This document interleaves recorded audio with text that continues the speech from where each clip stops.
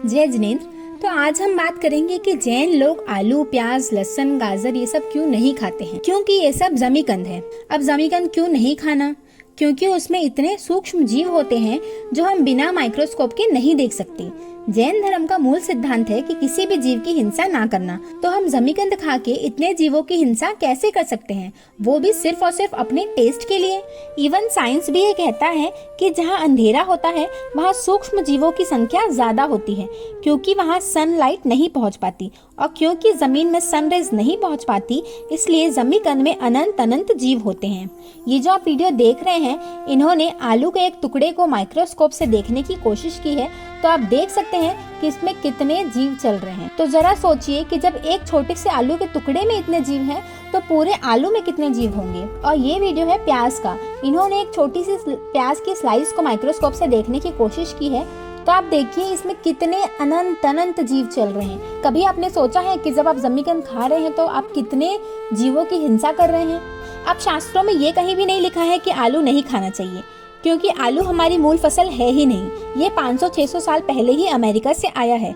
पर लेकिन शास्त्रों में जमीकंद का निषेध है और आलू जमीकंद में ही आता है। उसमें जो क्वालिटीज है वो जमीकंद की ही है, वो जमीन के अंदर ही उगता है।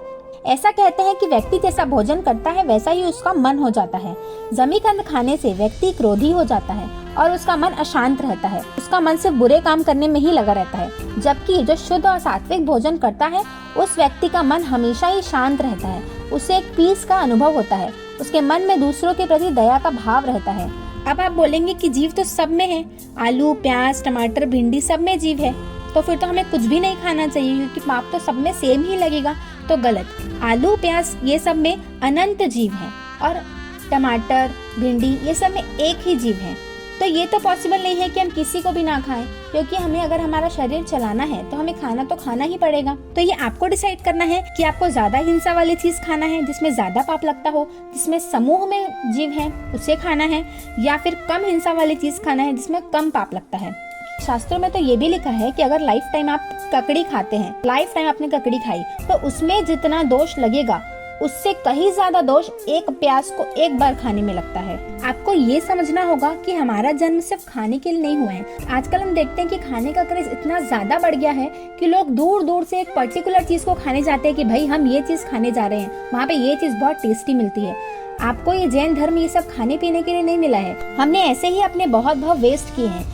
अभी आपको जैन धर्म मिला है, तीर्थंकर परमात्मा मिले हैं, गुरु भगवंत मिले हैं जो हमें समझाते हैं कि आप ये सब जमीकंद मत खाओ, या किस चीज में पाप है किस चीज में नहीं है, जो हमें बताते हैं, हर सही गलत का रास्ता बताते हैं। देखिए जीव तो हर चीज में, इसलिए हमारे धर्म में पर्व तिथि यानी कि अष्टमी, चौदस, पांचम इन सब तिथियों में कहा गया है कि उस दिन हम हरी सब्जी भी ना खाएं। तो आप ये तो नियम ले ही सकते हैं कि एटलीस्ट तिथि वाले दिन आप जमीकंद का त्याग कर दें। वो चीज आज साइंटिस्ट माइक्रोस्कोप के द्वारा या कोई रिसर्च के द्वारा पता कर रहे हैं कि किस किस चीज में जीव है, वो हमारे महावीर प्रभु ने, अरिहंत परमात्मा ने कई वर्षों पहले ही हमें बता दिया था।